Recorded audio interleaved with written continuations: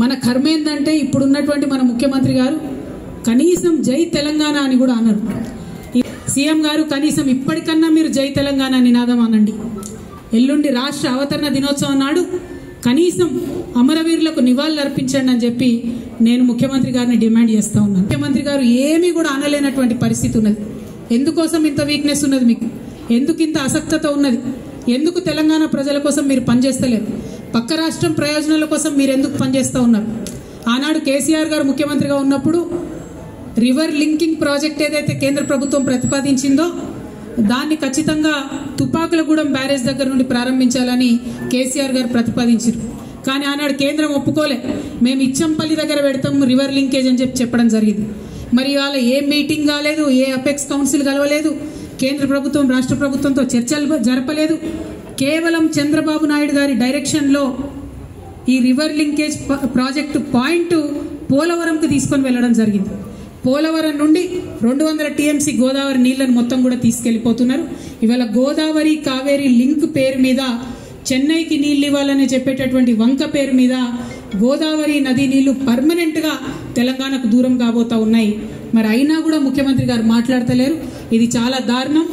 ఎల్లుండి జూన్ 2న తెలంగాణ రాష్ట్ర అవతరణ దినోత్సవం నాడు ముఖ్యమంత్రి గారు ఒక స్పష్టమైన ప్రకటన దీని మీద చేయాలి. అపెక్స్ కమిటీ మీటింగ్ ఇమ్మీడియట్గా పిలవాలని చెప్పి డిమాండ్ చేయాలి. మనకేదైతే 200 టీఎంసీలు నీళ్లు నష్టపోతామో మన నీళ్ల మీద మనకు వాటా కావాలని చెప్పి ముఖ్యమంత్రి గారు డిమాండ్ చేయాలని నేను కోరుతా ఉన్నాను. కేసీఆర్ గారు కాళేశ్వరం ప్రాజెక్ట్ ఎందుకోసం కట్టిండ్రు? ఈ 200 టీఎంసీల హక్కు మనకు తెలంగాణకు ఉండాలని చెప్పి వారు కట్టిండ్రు. మరి అలా కేసీఆర్ గారు కాళేశ్వరం కట్టి 4 సంవత్సరాలుగా ప్రతి సంవత్సరం 20 లక్షల ఎకరాలకు నీళ్లు ఇస్తుంటే మీరు చూసి ఓర్వలేక ఇవాళ కేసీఆర్ గారికి నోటీస్ ఇచ్చిరా? 1 కోటి ఎకరాల మాగాణం తెలంగాణ వేసినందుకు కేసీఆర్ గారికి ఇలా మీరు నోటీసులు ఇచ్చిండ్రా? రైతులకు రైతు బీమా పేరుతో ఆదుకున్నందుకు మీరు నోటీసులు ఇచ్చిండ్రా? రైతు బంధు పేరుతో ఆదుకున్నందుకు మీరు నోటీస్ ఇచ్చిండ్రా? కేసీఆర్ కిట్ ఇచ్చినందుకు నోటీస్ ఇచ్చిండ్రా? తెలంగాణ ప్రజలకు మేలు చేసినందుకు నోటీస్ ఇచ్చిరా? ఎందుకోసం నోటీస్ ఇచ్చిండ్రు? అది అసలు కాళేశ్వరం కమిషనా, కాంగ్రెస్ కమిషనా అని ముఖ్యమంత్రి గారు నేను ప్రశ్నిస్తా ఉన్నాను. ప్రతి తెలంగాణ బిడ్డ కూడా బాధపడతా ఉన్నారు. తెలంగాణ జాతిపిత అయినటువంటి కేసీఆర్ గారి మీద మీరు ఇవాళ నోటీసులు ఇవ్వడం అంటే యావత్తు తెలంగాణకు నోటీసులు ఇచ్చినట్టే అని నేను భావిస్తా ఉన్నాను. ఎందుకోసం ఈ మాట చెప్తా ఉన్నామంటే ఆ బక్కపల్సటి మనిషి ఒకసారి పిడికిలెత్తి బయలుదేరితేనే ఇవాళ తెలంగాణ రాష్ట్రం వచ్చింది. తెలంగాణ రాష్ట్రం వచ్చింది కాబట్టే మీరు ఇవాళ తెలంగాణ రాష్ట్రానికి ముఖ్యమంత్రిగా ఉన్నారు. అది మర్చిపోయి అటువంటి వ్యక్తికే మీరు ఇవాళ నోటీస్ ఇవ్వడం ఎందుకోసం ఇస్తా ఉన్నారు? మొత్తం ఈ నోటీస్ ఏంది, ఈ కమిషన్ ఏంది, ఈ కథ ఏంది? తెలంగాణ జాగృతి సైనికులంతా కూడా యావత్ రాష్ట్రానికి జూన్ 4వ తారీఖు నాడు ఒక మహాధర్నా వేస్తాం. మేము ఆ ధర్నాలు అన్ని కూడా వివరిస్తాం. మీ కుట్ర ఏంది, కాళేశ్వరం ఏంది, ఇవన్నీ కూడా వివరిస్తాం. జూన్ 4వ తారీఖు నాడు ఒక మహాధర్నా చేపట్టబోతా ఉన్నాం ఇందిరా పార్క్ దగ్గర తెలంగాణ జాగృతి తరఫున.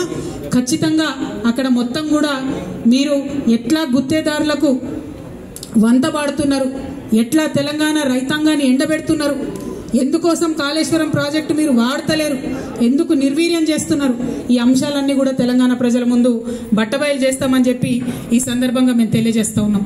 అదేవిధంగా మీకు తెలుసు తెలంగాణ జాగృతి అనేక కార్యక్రమాలు చేసుకుంటూ వచ్చింది. బీసీ బిల్లు కోసం గత సంవత్సరంన్నరగా మేము పోరాటం చేస్తూ ఉన్నాం.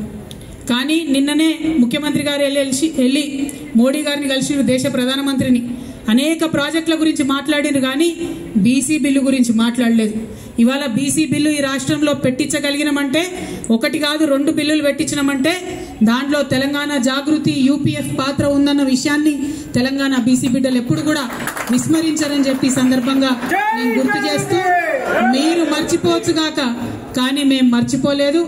బీజేపీ వాళ్ళకి హెచ్చరిక చేస్తూ ఉన్నాం. మీరు బీసీ బిల్లును డీప్ ఫ్రిడ్జ్ లో పెట్టే ప్రయత్నం చేస్తే కొన్ని రోజుల తర్వాత మళ్ళా జాగృతి కార్యాచరణ తీసుకుంటది. ఖచ్చితంగా కేంద్రానికి సెగదలిగే విధంగా రైల్ రోకా లాంటి కార్యక్రమాలను కూడా తీసుకొని పెద్ద ఎత్తున ముందుకెళ్తామని చెప్పి బీసీలకు 42% రిజర్వేషన్లు లోకల్ బాడీ ఎన్నికలు పెట్టే లోపలనే తెలంగాణ జాగృతి తరఫున పోరాటం చేసి సాధించుకుంటామని కూడా ఈ సందర్భంగా తెలియజేస్తా ఉన్నాం. అట్లానే తెలంగాణ మహిళలకు మీరు ప్రామిస్ చేసినటువంటి 2,500 రూపాయలు ఏదైతే ఉందో అది సాధించే వరకు కూడా తెలంగాణ జాగృతి విశ్రమించకుండా కూడా పోరాటం చేస్తుందని ఈ సందర్భంగా తెలియజేస్తున్నాం.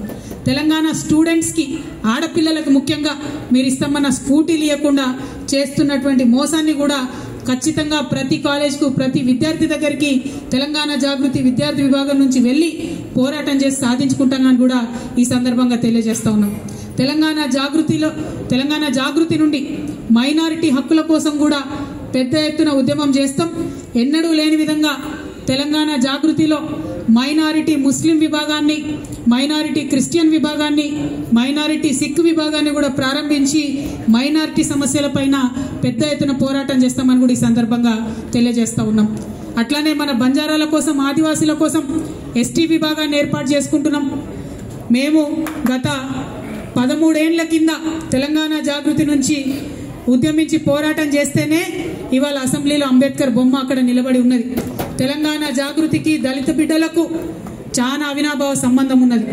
అందుకే సపరేట్గా ఒక ఎస్సీ విభాగాన్ని కూడా ఏర్పాటు చేసి దళితులకు ఉండేటటువంటి సమస్యల మీద పోరాటం చేస్తామని ఈ సందర్భంగా నిర్ణయం తీసుకుంటా ఉన్నాం.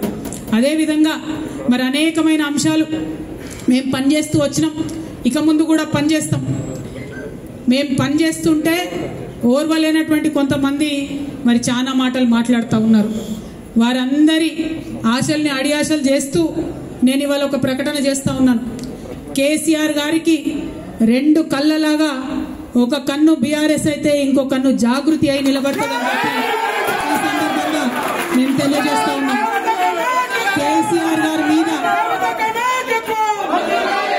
కేసీఆర్ గారి మీద ఈగ వాలితే కూడా ఊరుకోము. రేవంత్ రెడ్డి గారు ఆనాడే మీరు గన్ను పట్టుకొని ఉద్యమకారుల మీదకి పోతే మిమ్మల్ని చుక్కలు చూపించినాం.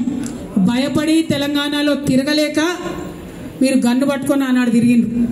ఇదే బీజేపీ నాయకులు తెలంగాణ రాష్ట్ర సాధనలో వెనుక ఉంటే ఆనాడు ఎండల లక్ష్మీనారాయణ లాంటి వాళ్ళు ఒకరో ఇద్దరో ముందుకొచ్చి రాజీనామా చేస్తే ఇదే తెలంగాణ జాగృతి గల్లీ గల్లీ తిరిగి నిజామాబాద్లో తెలంగాణ వాదాన్ని నిలబెట్టుకున్న విషయాన్ని కూడా గుర్తు చేస్తున్నాం.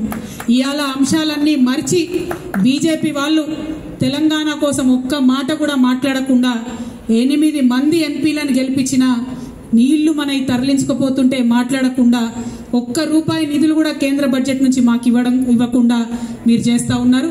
ఖచ్చితంగా బీజేపీ వాళ్ళు ఒకవేళ బీసీ బిల్లు మీద మీరు ముందడుగేయపోయినా, గోదావరి జలాలలో మన వాటాను కాపాడకపోయినా మళ్ళీ తెలంగాణ జాగృతి పవర్ ఏందో ఖచ్చితంగా చూపిస్తాం అని చెప్పి ఈ సందర్భంగా తెలియజేస్తూ మరి ఇన్ని రోజులు అనేకమైన అంశాల మీద పోరాటం చేసినటువంటి జాగృతి సంస్థ ఇంకా పెద్ద ఎత్తున విస్తరించుకొని తెలంగాణ ప్రజల దీవెనలతోని ముందుకు వెళ్తామని ఈ సందర్భంగా తెలియజేస్తూ మరి మేము కొత్త ఆఫీస్ ఇక్కడ ఏర్పాటు చేసుకున్న సందర్భంగా తెలంగాణ తల్లులందరి దీవెన కూడా మాకు ఉండాలని చెప్పి, తెలంగాణ అన్నదమ్ములందరి యొక్క సహాయ సహకారాలు కూడా మాకు ఉండాలని చెప్పి మనస్ఫూర్తిగా నేను కోరుకుంటూ ఇంత పెద్ద ఎత్తున ఇక్కడికి వచ్చి మా ఆఫీస్ని సందర్శించి మాకు చేయూతనిచ్చినటువంటి మీడియా మిత్రులందరికీ కూడా మనస్ఫూర్తిగా నేను ధన్యవాదాలు తెలియజేస్తూ మరి మా మహాధర్నా యొక్క పోస్టర్ని కూడా ఇప్పుడు రిలీజ్ చేసుకుంటామని ఈ సందర్భంగా తెలియజేస్తున్నాను. Thank you. జై తెలంగాణ, జై జాగృతి.